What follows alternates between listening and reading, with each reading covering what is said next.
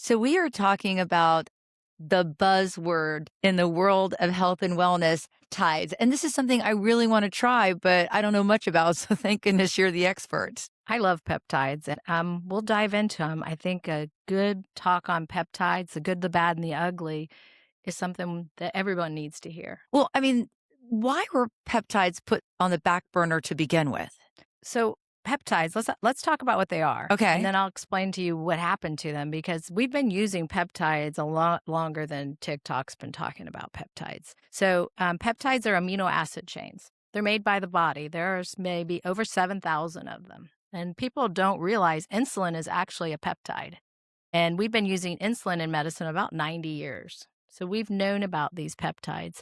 They're almost like our hormones in a way that the body utilizes them as messengers in the body, and they tell all the systems in the body what to do.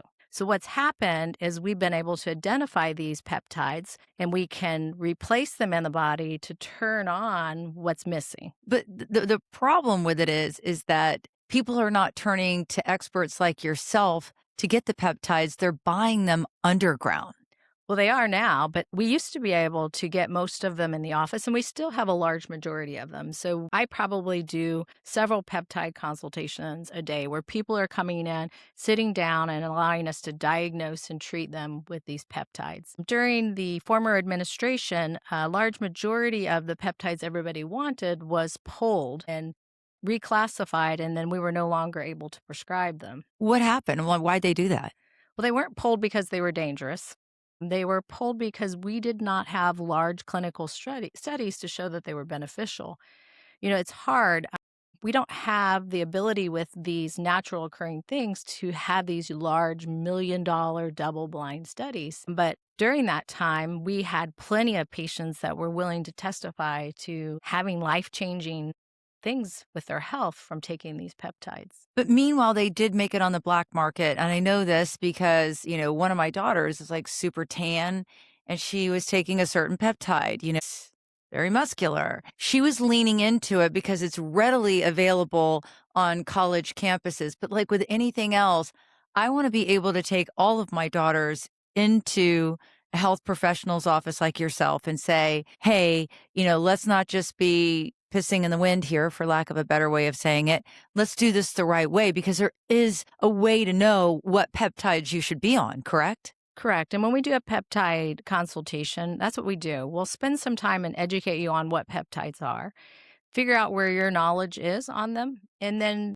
basically figure out what we're trying to correct. So everybody knows about the weight loss peptides. Like they blew up the market 4 or 5 years ago, and everybody knows somebody that's taken a GLP-1. And that's kind of where TikTok and everyone took off with it. Do I love GLP-1s? I think they're great. I think everybody should have a chance to take them. I don't think they should be held for certain BMIs. I think that used off label, they have a huge benefit in preventing sickness and disease. I mean, like, isn't it like heart disease, dementia? I just read an article that it stops the spread of cancer. I mean, there's a lot of benefits. And listen, I'm not a big pharma girl. I'm not. However, I feel like there's a time and a place, and GLP-1 drugs, many doctors are calling them the best thing that ever happened in the last 3 decades of medicine. So when they first came out, I was very honest with people. I didn't want to prescribe them because we're a health and wellness clinic.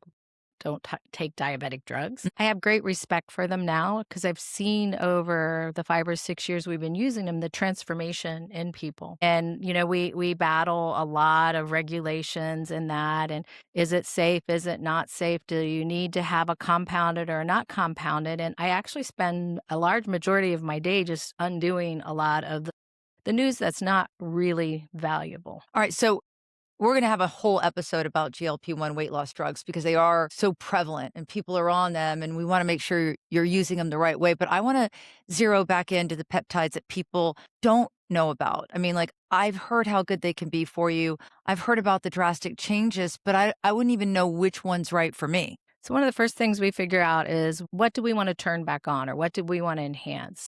When people say, what do you mean by that? So there are peptides that are good for muscle building. There's peptides for weight loss. There's peptides for brain health. There is mitochondrial peptides. You know, the mitochondria is the powerhouse of our cell. That's our energy center. So there's peptides that clean that up. Is that what you gave me the other day? A peptide shot? I did. But yeah, because I did 2 back-to-back trips abroad, and I am a schedule girly. I like to wake up, eat, do everything at the same time, and I was sidelined by these back-to-back trips. I don't bed rot often, but I was just bed rotting, so I called you, and I came in and got a shot, on I think it was Tuesday when you reopened your office, and, because it was after the holiday weekend, and that shot really helped a lot. I actually want another one. So that is a powerful mitochondria peptide. So the mitochondria gets corrupted, damaged, and we do that to it. Our lifestyle, our travel, all the toxins in that. And there's basically three mitochondrial peptides. There's NAD plus, which a lot of people have heard Mhm. about. There is MOTS-C. MOTS-C was one that was pulled during the prior administration. It's hopefully coming back in July. And then there's SS31, and that's what you received. It's probably one of the most powerful mitochondrial peptides. Can I just say something when you said I never ever buy into this is gonna be a little conspiracy theory-esque, but that's who I am. When you say the last administration pulled it because there weren't enough clinical studies, why do I always feel like they never really like, if you look at the health of America, now suddenly they're gonna care because it's peptides? Like, I feel like maybe there's more to it because there's so many things that, prior administrations, I mean, administration after administration knew wasn't so good, or maybe it should be taken off, or doesn't fit a certain narrative. So that's just my Gayle Guyardo conspiracy theory rant for the day. I wonder really why they took peptides off the market. I So just always think that there's a special interest group that doesn't want them on the market. Well, first of all, there was a lot of talk. So this is a billion, maybe $1 trillion industry. So medicine, unfortunately, people make their living off of medicine. I make my living off of medicine, and that gets corrupted sometimes. The other thing that's happened is they want us to think compounding pharmacy is new, but compounding pharmacy was here before traditional pharmacies were here. Like back in the horse and wagon days, I mean, you went to a compounding pharmacist and he mixed the drug for you and you took it home. So we've been compounding drugs. We've been using drugs off label for my whole career, which Mhm. just means the provider decides the use of the drug is for something that it wasn't initially tested for, but it has benefits. And so an example of that is like, yeah, GLP-1s. That that's was for diabetics. that was for All diabetics, right. used off label for weight loss, but they Right, did right. they did get FDA approval Okay. for weight Right, loss. right, right. Okay. A good example would be seizure medicines like gabapentin are used for chronic pain. You use them off label for that. So they're a seizure drug that has another benefit. So we thought, and we still think, that we can safely compound these medications in the US, have a provider see you, consult with you, monitor you, and give you them, and you're going to have those benefits. All right. So some of the peptides are healing, and those are the ones that are on the list everybody's trying to get off of the black market. So What, are some of the anti-aging peptides? I'm asking for a friend. so SS31 is one. Any of the mitochondrial peptides have anti-aging benefits because they're turning off the corruption of the cells and regenerating the cells and that. And so when we started with NAD years ago, we used to joke that only Hollywood could afford it. Now it's affordable for everybody. There are skin peptides. So when we're talking about aging of the skin, like there's GHCKU, it's a copper peptide Yeah. that's been helping young men grow hair or not lose their hair. Once your hair's gone, if you're 60, don't ask me for a copper peptide. But if you're young and your hair is shedding and you're losing hair, it's been very, very helpful. And then it's also a beauty peptide for the skin. So you're seeing a lot of these peptide stacks that are for healing, for skin health, for beauty, and things like that. But there has been, I've heard buzz that, like you mentioned, a stack, like a glow stack, that's not maybe the way to go, mixing all those peptides into one shot. So these are the ones that you're not getting them from a local compounding. So there are out there black market peptide companies or research only peptide companies that are trending, and they call it the glow stack or the close stack. And Mhm. what they've done is taken the elements of the other peptides, put them in one vial and mix them together. But when we retest these, we realize that they don't work well together. So like a perfect example is the Wolverine stack, which combines three powerful peptides for healing in that. that when they combine two of those together, the one peptide in it is actually deactivated. So these are meant to be standalone peptides. I believe they are good, all three of them, but you need to inject all three separately. Now, is it true that, like, let's say you get on the copper peptide that you Mhm. mentioned early, that's good for the skin, it's anti-aging. Is that something that you have to inject yourself with every day for like 30 days, take a break, reboot? So there's no reason you have to withdraw it. Like some of the Morlins, we call them, the ones that help us to create human growth hormone, we cycle on and off.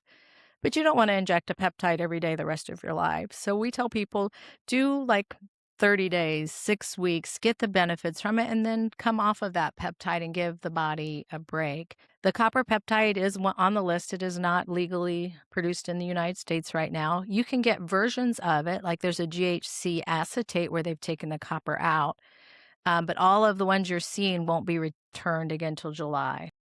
Okay. All right. So let's go back to how you find out what you want. Do I just come in and say, "Hey, Tammy, my skin's looking old.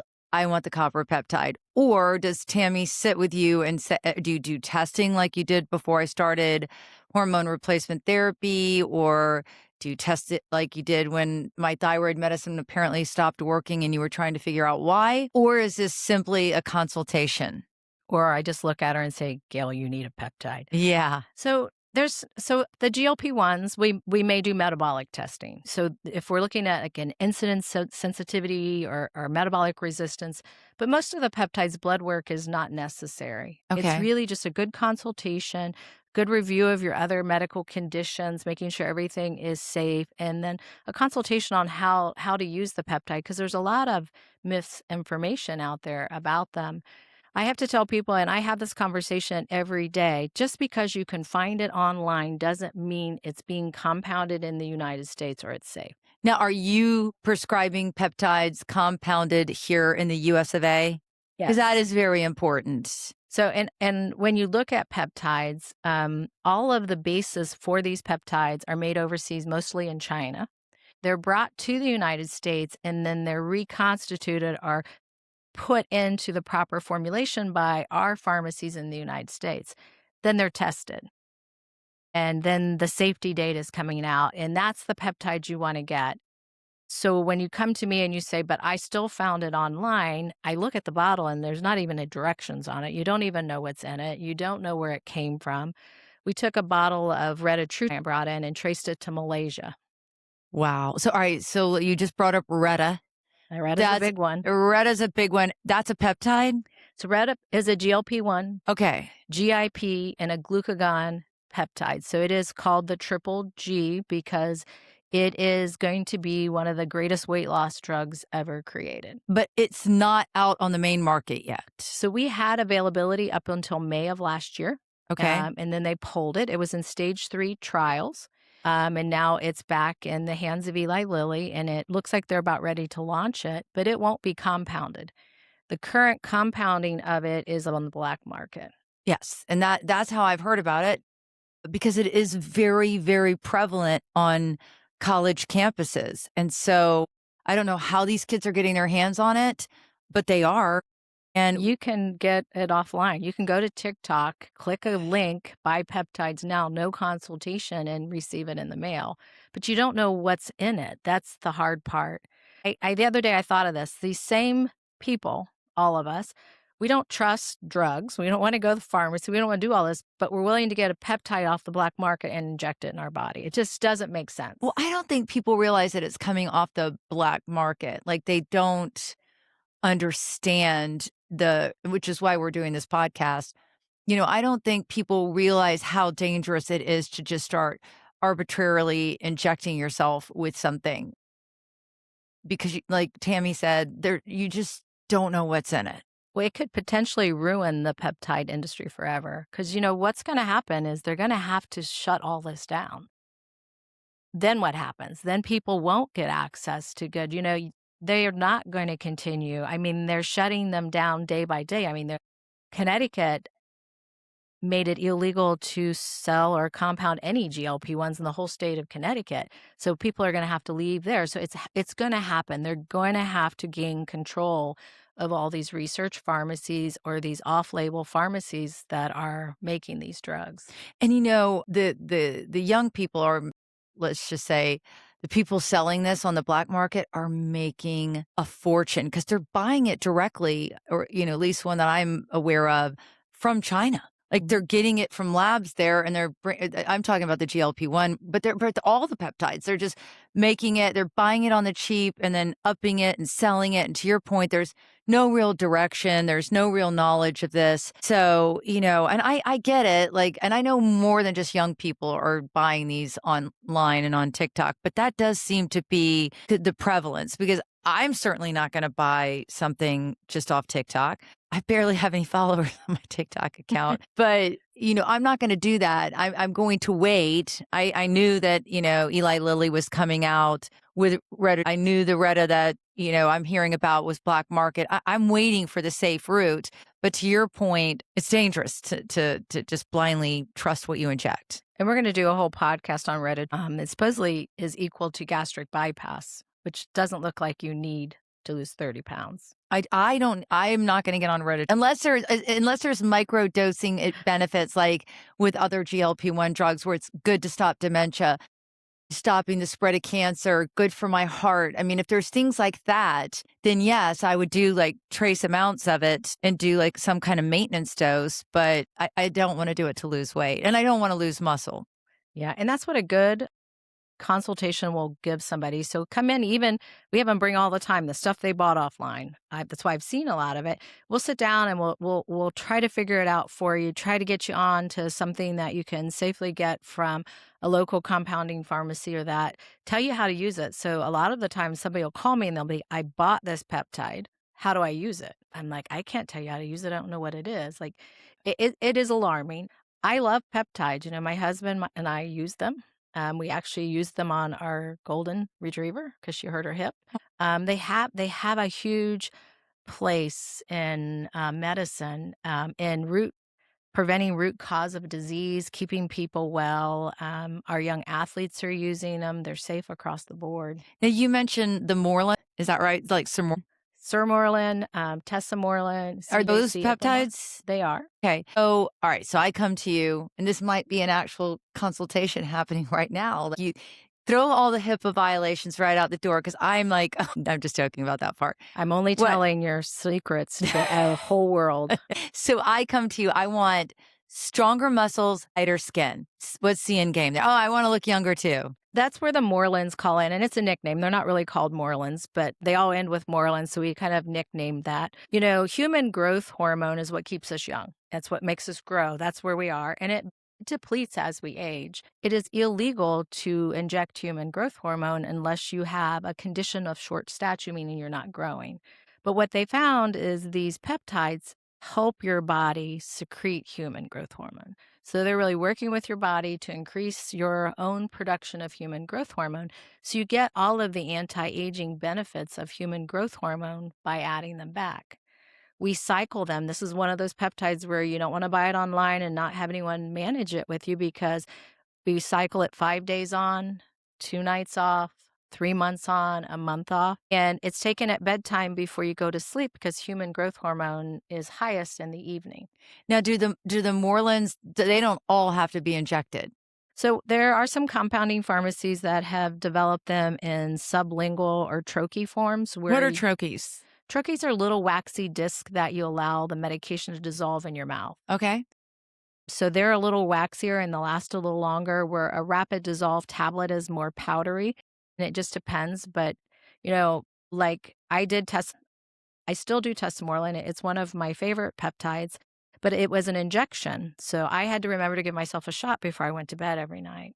And I'm one of those people that when I sit down in front of the TV, I'm usually unconscious. Right. So it was tough and I wasn't very compliant. So for me, those troches work very well because I can leave them on my nightstand right before I go to bed. After I brush my teeth, I can just add the medication back. And that just added to compliance. But troches are a little bit more expensive? Nope, not No. really. The question comes, do you get the same amount as you would if you injected it? It seems to be.